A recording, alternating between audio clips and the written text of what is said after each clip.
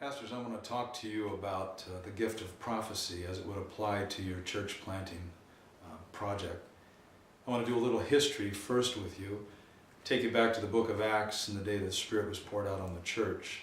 I believe in many ways so much of what happened that day can get lost in the beauty of the supernatural that happened that day, and it was supernatural. But something happened in my study of that chapter when I found verse 11, where basically the people are saying, we came because of the noise, but when we got here it was the message that captured us. And the message was this: we heard you speaking the wonderful works of God in a language that we could understand.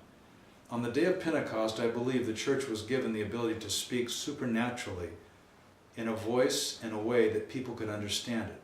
And I'm not talking about technical excellence here. I'm talking about the breathing of the Spirit into the words that you would speak into your culture.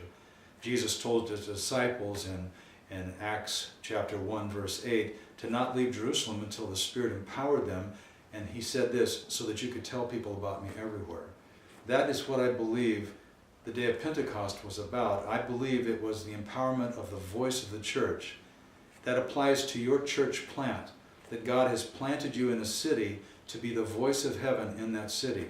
As it applies to your church planting project, let me give you 3 suggestions that I think might help you. First, I address this one, number 1, to the senior pastor in the church plant.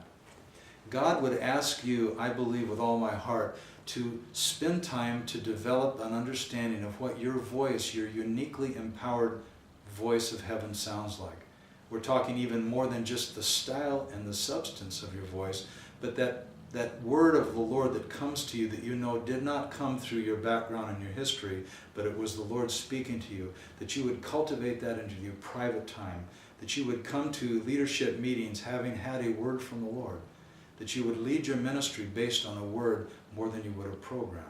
Secondly, in the church plant, that you would assemble that group of core leaders in your church and help them to discover their uniquely empowered voice from heaven. In fact, it's interesting, as I just recently studied the word harmony.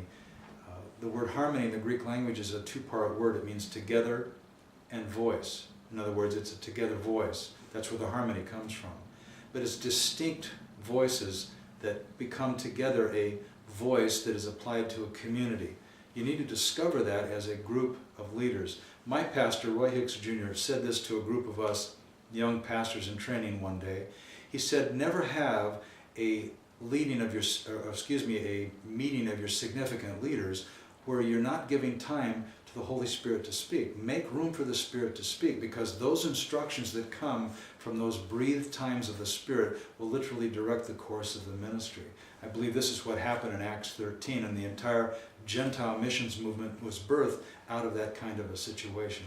And thirdly, as your leadership team gathers and you begin to increase the spectrum of your servant team, and you get people together that have practical ministry assignments that they need to do. Maybe it's painting houses, feeding the poor, sweeping somebody's yard. Whatever task you have, those are simply vehicles that lead you to a life that is held in bondage, and that's where you must train those teams to also be able to speak with the empowered voice of heaven. Or what happens is our ministry can become nothing more than a service club doing nice things in the community. Those teams that serve in those very practical and very needed ministries must be able to be trained by the core leadership of the church how to speak with the empowered voice of heaven. Our ministry is simply a vehicle that brings us to that place. The frontiers of darkness are not pushed back with anything that we do in the ministry, whether it's our lighting on our stage, or how hip our website is, or how well crafted our doctrinal statement is. Frontiers of darkness are pushed back by the empowered voice of heaven that displaces a lie and plants the truth. Let me say this one final word. Your city is waiting for your church plant to speak that unique word that's only given by the empowered voice of Pentecost. Discover that word and how to function in it, and everything will seem to fall into place. I bless you in what you're doing. It's my blessing to be with you today. Thank you so much.